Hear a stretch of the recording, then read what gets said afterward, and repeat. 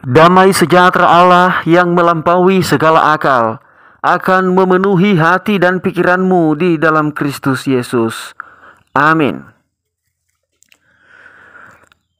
Kita membaca dan merenungkan firman Tuhan dari kitab Yeremia pasal 17 ayat 12 sampai 18. Inilah firman Tuhan. Tahta kemuliaan luhur dari sejak semula, tempat bait kudus kita. Ya pengharapan Israel, Tuhan, semua orang yang meninggalkan Engkau akan menjadi malu. Orang-orang yang akan menyimpang daripadamu akan dilenyapkan di negeri. Sebab mereka telah meninggalkan sumber air yang hidup, yakni Tuhan. Sembuhkanlah aku ya Tuhan, maka aku akan sembuh. Selamatkanlah aku, maka aku akan selamat, sebab Engkaulah kepujianku.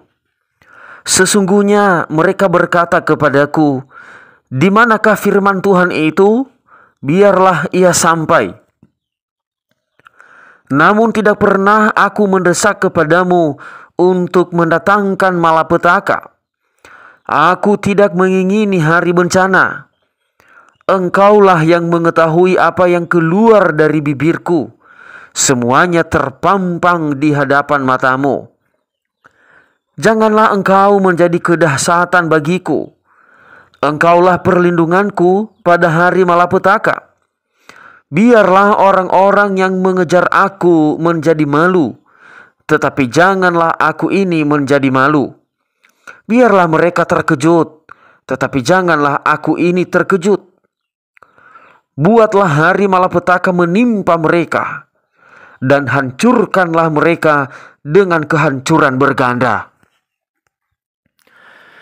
Demikian pembacaan nas firman Tuhan.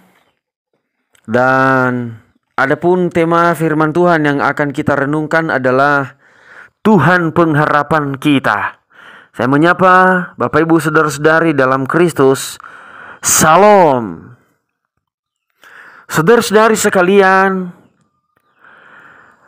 dalam menjalani hidup di dunia ini ada begitu banyak yang dirasa. Ada begitu banyak yang kita hadapi, yang kita alami. Ada begitu banyak kebutuhan yang kita butuhkan, yang hampir kita putus asa. Banyak hal yang kita alami. Tetapi yang perlu kita ketahui, bahwa dari segala macam yang kita alami dan kita rasakan, hanya Allah yang menjadi pengharapan bagi kita. Hanya Tuhan kita Yesus Kristus yang dapat memberi kita kepastian dan jaminan. Pengharapan yang pasti, jika kita ada di dalam Tuhan, maka segala sesuatu mampu kita jalani.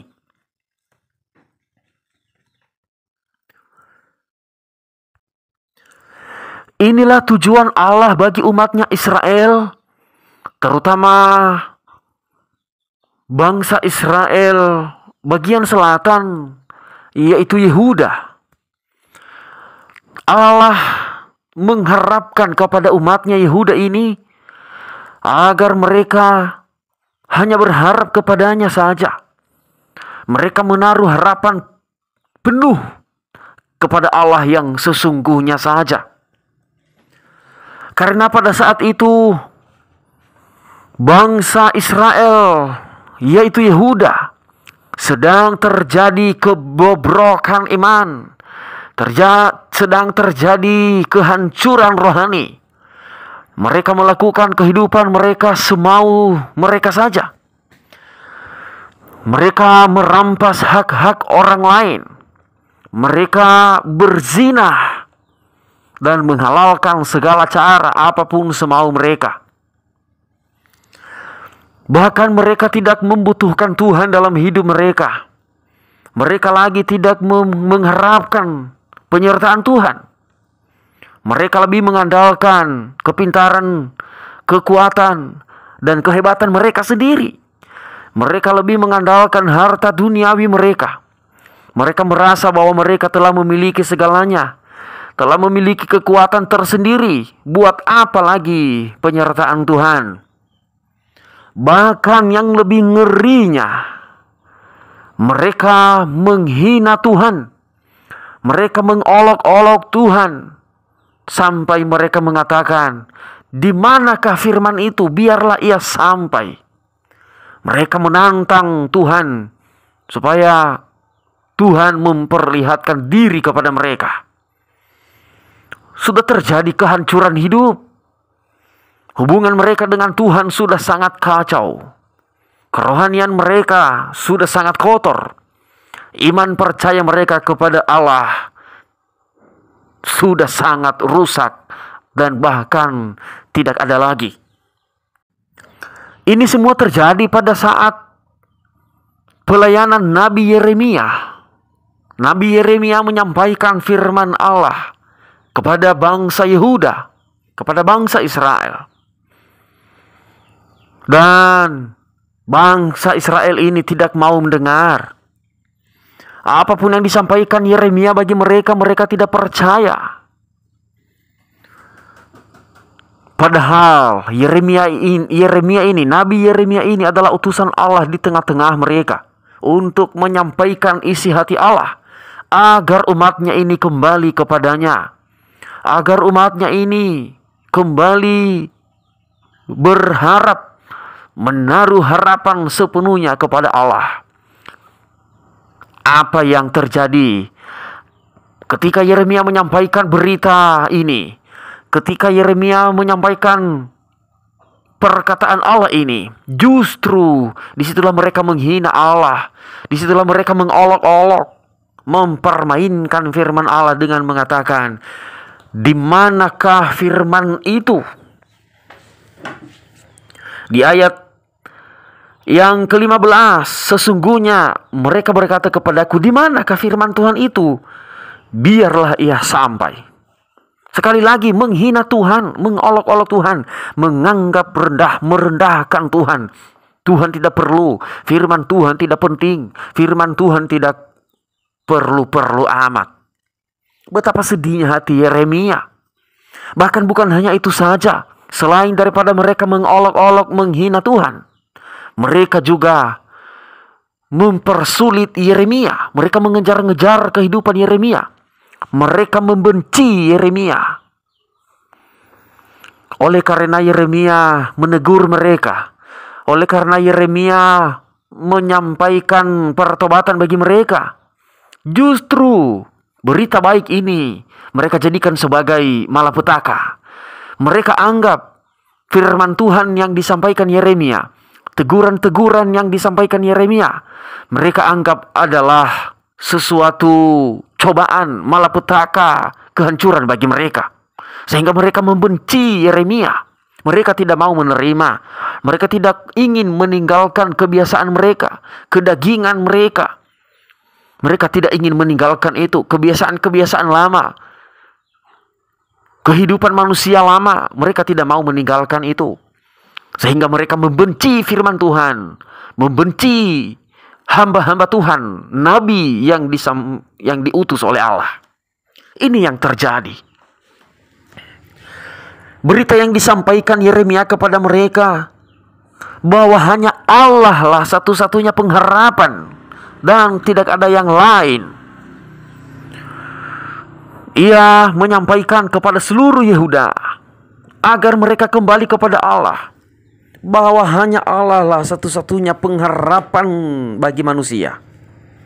Di ayat yang ke-12 dan 13, Yeremia memberitakan kepada mereka bahwa tata kemuliaan luhur dari sejak semula itu adalah Allah, Tuhan yang telah memilih mereka. Bahwa hanya Allah yang punya tahta kemuliaan, tidak ada selain itu. Itulah yang disampaikan Yeremia bagi mereka, agar mereka kembali kepada tahta yang mulia yang sesungguhnya tersebut. Mereka meninggalkan tahta duniawi. Mereka meninggalkan tahta keinginan nafsu dunia yang mereka lakukan selama ini. Justru itulah yang mereka benci. Justru itulah yang mereka tidak mau. Sampai mereka membenci hamba Tuhan. Mereka membenci Allah. Oleh karena kedegilan hati mereka, oleh karena sifat mereka yang tidak mau menerima pelayanan, tidak mau menerima firman Tuhan, tidak mau menerima hamba Tuhan. Bagaimanapun juga Yeremia sebagai manusia biasa punya keterbatasan.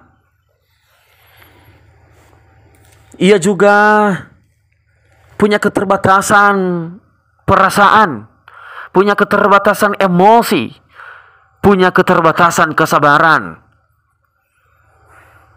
Yeremia sudah sungguh-sungguh menyampaikan isi hati Allah, menyampaikan berita kebaikan bagi umatnya, tetapi umatnya tidak mau menerima. Sehingga Yeremia meratap kepada Allah. Dalam keterbatasannya, dalam kebingungannya, dalam ketidaktahuan apa yang ia dapat lakukan lagi, disitulah ia berteriak meratap kepada Allah dan menaruh harapannya sepenuhnya kepada Allah saja. Sehingga Yeremia ini adalah hamba Tuhan yang sungguh-sungguh mengharapkan pertobatan umatnya, umat Tuhan. Memang Yeremia tidak mengingini bencana. Yeremia tidak meminta hukuman dari Allah. Sehingga ia tadi mengatakan di ayat yang ke-16, namun tidak pernah aku mendesak kepadamu untuk mendatangkan malapetaka. Aku tidak mengingini hari bencana. Memang perasaan Yeremia bagi umat Tuhan ini, ia tidak ingin Tuhan menghukum mereka. Yeremia tidak ingin Tuhan mendatangkan malapetaka. Walaupun mereka tidak menerima firman Tuhan, sekalipun mereka tidak menerima perkataan Allah, sekalipun mereka tidak mau mendengarkan hamba Tuhan. Tetapi sekalipun demikian, secara umum Yeremia tidak mau meminta malapetaka dan hukuman bagi umat Israel. Tetapi lebih khusus, mereka-mereka yang suka mengejar-ngejar Yeremia, yang membenci nabi, yang membenci dirinya, membenci hamba Tuhan, biarlah kehendak Tuhan yang terjadi kepada mereka. Yang ia katakan, biarlah orang-orang yang mengejar aku menjadi malu, tetapi aku ini jangan menjadi malu. Biarlah mereka terkejut, tetapi janganlah aku terkejut. Buatlah hari malapetaka menimpa mereka, dan hancurkanlah mereka dengan kehancuran berganda. Artinya orang-orang yang mau mengejar-ngejar kehidupan Yeremia, biarlah Tuhan yang menghukum mereka. Karena bagaimanapun juga Yeremia sebagai hamba Tuhan, dia adalah perpanjangan tangan Tuhan. Menolak Yeremia sama artinya menolak Tuhan, dan biarlah itu terjadi hukuman dan malapetaka. Saudara-saudara yang terkasih dalam Tuhan kita Yesus Kristus, firman Tuhan ini juga berguna menjadi perenungan kita. Yang minggu yang telah kita lalui, atau minggu ini namanya adalah Septuagesima. Septuagesima artinya adalah 70 hari persiapan menjelang Paskah. Kita sudah tahu Paskah adalah hari kematian dan kebangkitan Tuhan kita Yesus Kristus untuk menebus dosa manusia. Sebelum sampai pada saat itu, mulai dari saat ini, di saat Septuagesima ini, saatnya kita merenungkan hidup, saatnya kita menyucikan diri, mempersiapkan hari menjelang hari Paskah ini. Perlu bagi kita sebagai umat Tuhan, sebagai orang yang percaya kepada Yesus Kristus, kita harus menaruh harapan sepenuhnya kepada Tuhan. Tidak ada yang lain yang menjadi harapan bagi kita. Ada begitu banyak orang di saat-saat ini terlalu menaruh harapannya kepada hartanya, menaruh harapannya kepada pangkatnya, jabatannya, nama besarnya. Dia mengira bahwa semua yang ia miliki dapat memberi kepastian kepadanya. Saudara-saudara, saya mau katakan, apapun di dunia ini tidak pernah dapat memberi kepastian bagi kita. Harta, pangkat, nama besar suatu saat akan lenyap, suatu saat akan berakhir. Tetapi kemuliaan Allah di tahta kerajaannya yang mulia yang tinggi itu kekal selama-lamanya, tidak pernah lenyap, tidak pernah berhenti. Sebab itu saudara-saudara, kita harus menaruh harapan kepada Tuhan. Kita harus menyadari bahwa tidak ada kekuatan, tidak ada keselamatan selain daripada Tuhan kita Yesus Kristus. Bagi kita selama ini yang mungkin menjauh dari Tuhan, bagi kita selama ini yang mungkin tidak peduli kepada Tuhan, tidak mengharapkan penyertaan Tuhan, mari kembalilah. Kembalilah kepada Tuhan. Jangan mau berjalan sendiri. Jangan mau melakukan kehidupanmu sendiri. Tidak ada kehidupan selain daripada Tuhan kita Yesus Kristus. Bagaimanapun di dunia ini, apapun kesenangan, kemewahan di dunia ini tidak dapat memberi kepastian dan jaminan bagi kita. Akhir-akhir ini ada begitu banyak orang yang semakin jauh dari Tuhan, yang mengandalkan diri sendiri, tidak pernah datang ke gereja, tidak mau datang ke persekutuan lingkungan mendengar firman Tuhan. Mereka bahkan sangat membenci jika mereka diajak, ayo ke gereja, ayo ke penelaah Alkitab di lingkungan. Mereka malah benci. Mereka mengolok-olok firman Tuhan. Mereka menjadikan firman Tuhan itu sebagai candraan. Bahkan hamba Tuhan yang mengajak mereka, hamba-hamba Tuhan yang menyampaikan firman Tuhan, malah mereka benci, mereka musuhi. Akhir-akhir ini hampir sama yang terjadi kepada umat Yehuda pada saat itu. Saudara-saudara, berita pertobatan bagi kita. Mari kembalilah, berharaplah kepada Tuhan. Tinggalkan hatimu yang keras itu. Tinggalkanlah perbuatanmu yang mengandalkan diri sendiri itu. Hidupmu akan menjadi mati. Hidupmu akan menjadi hilang jika engkau berjalan sendiri dan tidak mengharapkan Tuhan. Jika tidak ada Tuhan dalam hidupmu, maka akhir hidupmu adalah penderitaan. Akhir hidupmu adalah kesusahan. Sebelum menyesal pada akhirnya, kembalilah kepada Tuhan. Dengarkanlah firman-Nya. Tinggalkan perbuatan-perbuatan yang jahat itu. Kembalilah kepada Tuhan. Orang-orang zaman sekarang di akhir-akhir ini tidak mau ditegur, tidak mau dibilangin. Jika kita menyampaikan mereka hal-hal yang baik, kita tegur perbuatan mereka, mereka benci.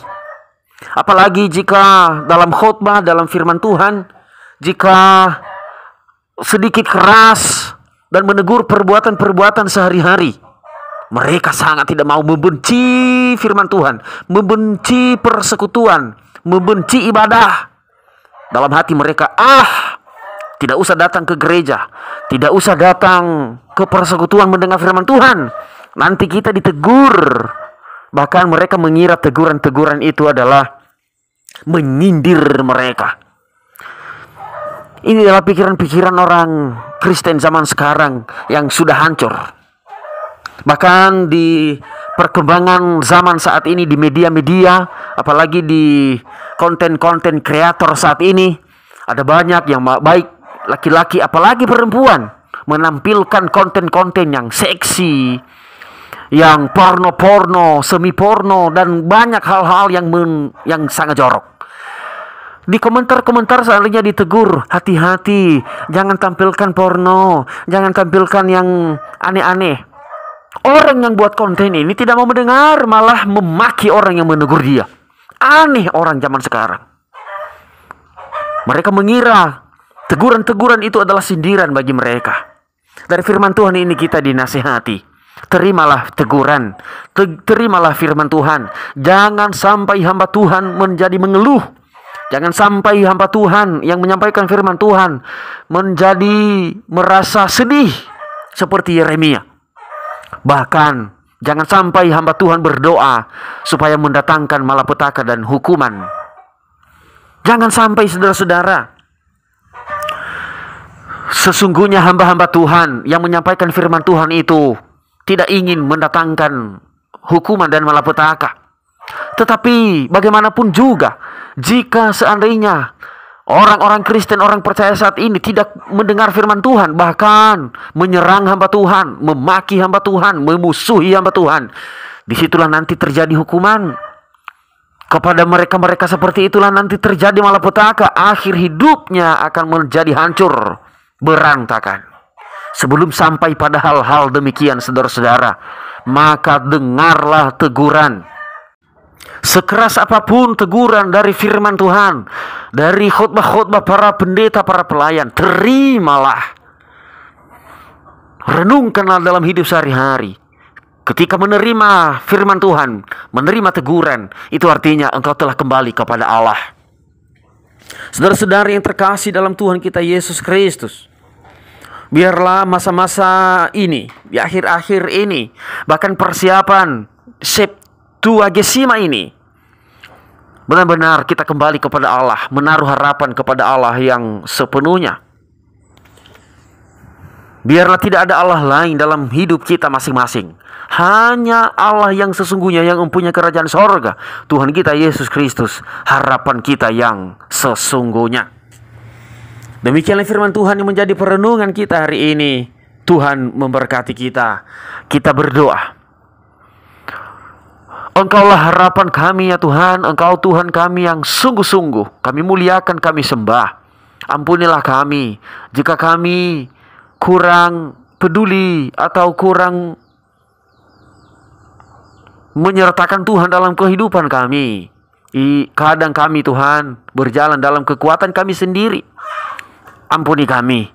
Dari firman-Mu kami telah sadar hanya Engkaulah harapan kami. Dalam nama Yesus kami telah berdoa. Amin.